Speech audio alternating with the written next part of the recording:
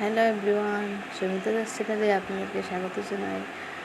আজকে আমি ভেন্ডি বানাবো, নিরামিষ ভেন্ডি ফ্রাই করব। তো আমি ভেন্ডি ফ্রাইয়ে কী লাগবে দেখে নেই। এখানে ছোটো বাদাম, পোস্ত আর আস্ত ধনিয়া নিয়েছি। এখন আমি প্রথমে ভেন্ডিগুলো তেলে ভেজে নেব। একটু হলুদ গুঁড়ো, নুন দিয়ে আমি এই ভেন্ডিগুলো প্রথমে তেলে ভেজে নেব।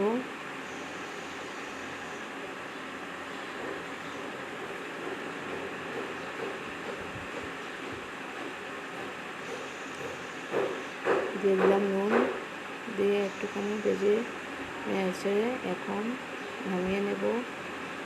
ভেন্ডি ফ্রাই হয়ে গিয়েছে, নামিয়ে নেব।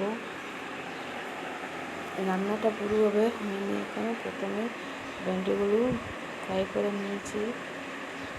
এখন ভেন্ডি মশলা দেব। ভেন্ডির মশলা তৈরি করার জন্য এখানে গোটা জিরে আর দিয়ে দিলাম 2টো শুকনো লঙ্কা আর একটা তেজপাতা দিয়ে ভালো করে নেড়ে, আর এখানে দিয়ে দেবো এখন পেস্ট করা বাদাম, পোস্ত আর ধনে, আস্ত ধনে পেস্ট করে রেখে দিয়েছিলাম এইগুলো।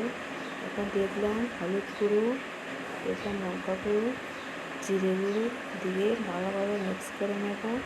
আর একটুখানি নুন দিয়ে দিলাম। এখন দিয়ে দিলাম অল্প জল দিয়ে ভালো করে কষিয়ে মশলাগুলো ভেজে নিলাম। ভেজে এটা খুব সুন্দর হয়ে ফুটে উঠেছে মশলা। এখন মশলাতে ভেজে রাখা ভেন্ডিগুলো দিয়ে দেব।